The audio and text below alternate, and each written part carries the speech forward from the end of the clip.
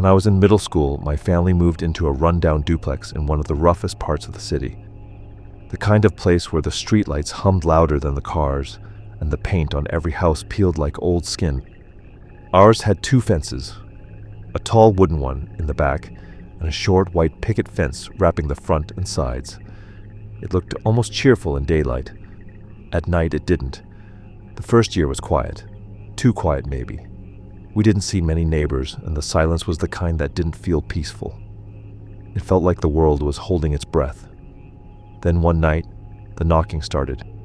It came from my window. At first I thought it was the wind, or maybe a tree branch tapping the glass. But there were no trees near my window, and it wasn't random. It was rhythmic, like someone gently, deliberately rapping their knuckles on the glass. I told my parents. They didn't believe me. I was a spiritual kid back then, and because the house was old and always creaked and sighed, I convinced myself it had to be haunted. It made sense to me. Ghosts, echoes, something otherworldly. But the knocks kept coming. Every night, louder, closer. The sound came from one window only, the one above my nightstand. I had another window near my bed, but that one had some kind of metal box underneath it. A vent system, maybe. It made a constant humming noise, so nothing could be heard through it.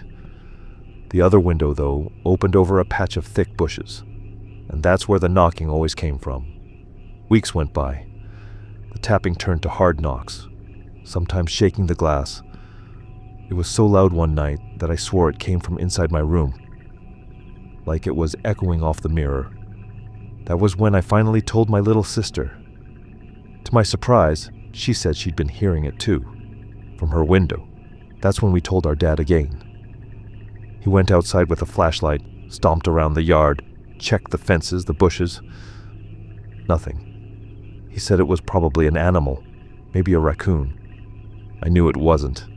Animals don't knock in patterns. Then came the night I'll never forget. I'd built a little pillow fort with chairs and sheets. It was late summer, humid and still. I couldn't sleep, so I watched YouTube on my phone, whisper laughing at some old Dolan Twins video.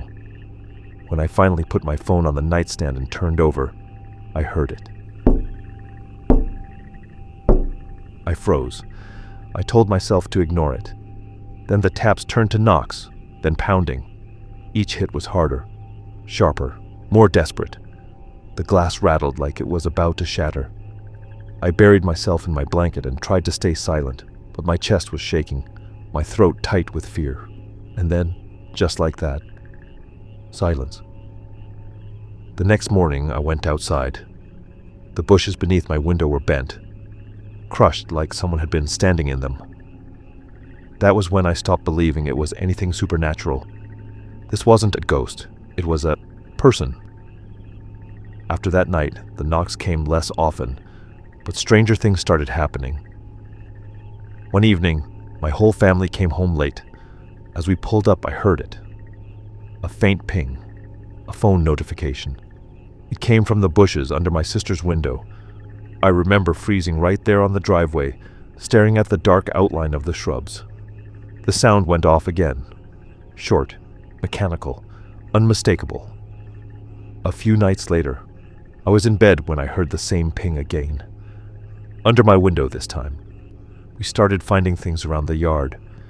Small marbles, large smooth rocks, like the kind from playground landscaping. We didn't have any of those in our yard, but they'd appear in random places. By the garage, near the porch steps, by the fence line. I started watching the neighbor across the street. He was the only person we ever really saw. Middle-aged, wiry, with pale eyes. If I ever caught him looking at me, he'd quickly step behind the tall wood fence in his yard. Then came the day he scared us for real. It was late afternoon, just me and my sister, I'll call her A, sitting on the back porch swing, watching the sky turn orange. Our dad had gone out for something, and Mom was inside doing laundry. A was talking about school when I noticed movement near the white fence. Our neighbor was standing there staring at us. His face was expressionless, but his head tilted just slightly, like he was studying something. I tried to ignore it, but he didn't move.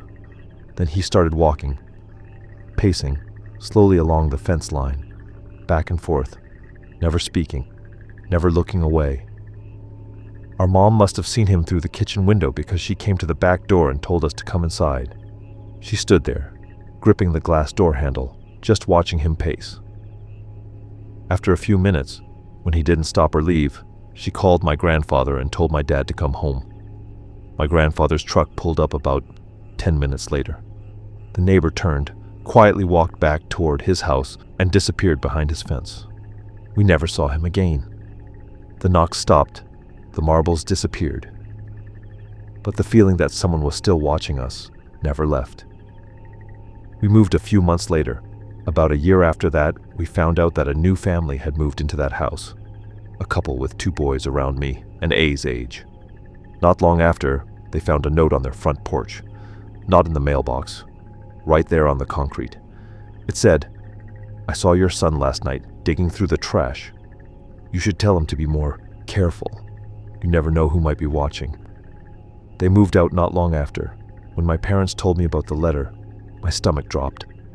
Everything we'd heard, everything we'd seen, the knocking, the phone pings, the pacing, it all came back at once. No one ever caught whoever it was. The house still sits there, empty now, the white fence chipped and falling apart. Sometimes when I drive by it, I swear I can still see the shape of someone standing in those bushes, just still enough to make you wonder if your eyes are playing tricks on you. But deep down, I know they aren't. Because the last night we lived there, I heard one final sound. A faint tap on the glass as we loaded boxes into the car.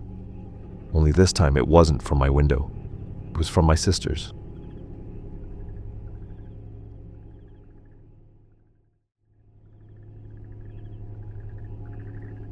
I was 16 when I started an apprenticeship in carpentry.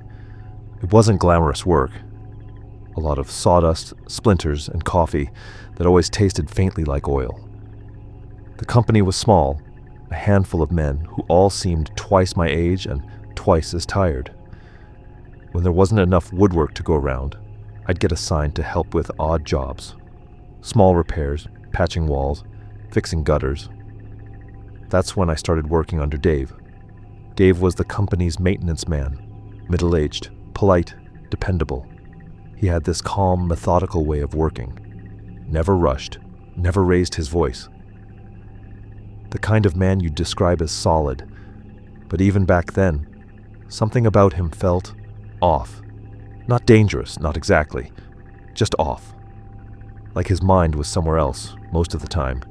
He'd go quiet mid-sentence, stare out the window. Sometimes he'd start talking about something totally unrelated, and the subject was almost always my mom. See, years before I was born, Dave had been married to her. They had kids together, my half-siblings. They'd split long before I came along, but I'd grown up hearing his name. And now here I was, working with him, driving around in his van.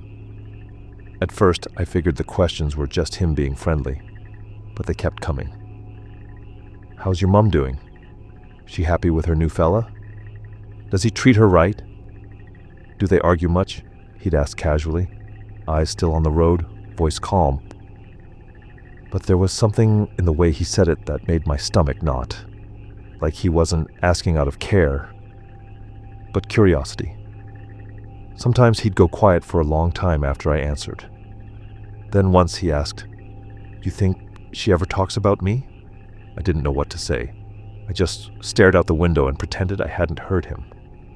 After a while, I learned that he had a new girlfriend, someone who lived about 15 minutes away from him. He told me they'd been together for about a year. I remember being relieved, thinking maybe he'd finally moved on. But a few months later, I started to notice patterns. Every time we went out for work, Dave took the same route, even when it didn't make sense. We'd go 10 minutes out of our way to avoid traffic, but there was never any traffic. At first, I didn't think much of it. Maybe he liked routine. Maybe it was habit. But then I realized he wasn't just driving. He was watching. His eyes would flick from the road to the sidewalks, to parked cars, to to houses. He'd slow down at certain turns, drive past the same stretch of road twice. Sometimes he'd park for a moment, glance out the window, then move on without saying a word. I didn't ask questions. I didn't want to. Then one afternoon, we were driving between sites, and he asked something that made every hair on my arm stand up. He said, "How do you call someone if they've blocked your number?" I blinked at him. "What?" He kept his eyes on the road. "Just curious. There's gotta be a way, right?" I hesitated, but then I told him, "You can turn off your caller ID. It'll show up as no caller ID on their phone." He smiled like I'd just given him the missing piece of a puzzle. "Ah, right. That's clever." I felt sick immediately. I tried to brush it off, but the rest of that day felt wrong, like I'd just helped him do something terrible. A few days later, we stopped at a hardware store for supplies. He went inside, leaving the van running. His phone was sitting on the seat, screen lit up. I didn't mean to look, but the messages were right there. All sent, none delivered. "Please talk to me. I don't know where I went wrong. I'll stop if you just tell me why." There were dozens of them, one after another, desperate. That's when it clicked. The routes, the silence, the staring. He wasn't checking for traffic or taking shortcuts. He was looking for her. And all those questions he'd asked me before, about being blocked, about happiness, about control, they weren't random. They were rehearsals. That night, I told one of his daughters, my half-sister, everything. I said, "I think something's wrong with him. I think he's following someone." She went quiet, then said she'd talk to him, told me not to worry, that he was probably just lonely. But she didn't sound convinced. I didn't work with him again for a while. I started taking other assignments, avoiding the days when his name showed up on the roster. But every now and then, I'd see his van parked near the company lot, engine idling, lights off, just sitting there. I'd tell myself he was waiting for someone, but deep down I knew better. A few months later, I quit altogether. Found a job at another place, smaller but busier. I didn't tell Dave I was leaving. I didn't even go back for my last paycheck. Then one morning, scrolling through local news, I saw his name. David Redacted. Stalking and harassment charges. The article said he'd been following his ex-girlfriend, the same woman he'd told me about, for over a year. He'd called her hundreds of times, left notes at her door, sent gifts she never opened. He'd shown up at her home late at night, knocked and waited. Sometimes he'd park across the street and just sit there for hours. She caught him walking in the woods while she was out with her dog. He'd followed her through the aisles of a grocery store, pretending to shop. When she finally blocked him, he started leaving voicemails under no caller ID. He even vandalized his own van, scratched it up, broke a mirror, then tried to blame her for it, filing a police report with her name on it. When the police confronted him, he said he just wanted closure. I remember staring at the article, my hands shaking. It felt surreal. I could picture his face, calm and polite, asking me that question in the van. "How do you call someone who's blocked you?" And I told him. I didn't tell anyone about it for years. I still think about it sometimes, though. The drives, the silence, the way he used to stare out the window like he was waiting to see someone. He kept working for a while after that, but word got around. Eventually, he disappeared. Moved away, apparently. His family doesn't talk about it. His daughter, my half-sister, once told me he changed after that, whatever that means. But I can't help wondering if that woman he stalked still looks over her shoulder when she walks her dog, if she still checks her locks twice. And I wonder if he still drives those same routes, slowing down past her street, scanning the sidewalks, replaying every place she might be. I used to think real horror stories came from the dark. Ghosts, monsters, curses. But the truth is they don't.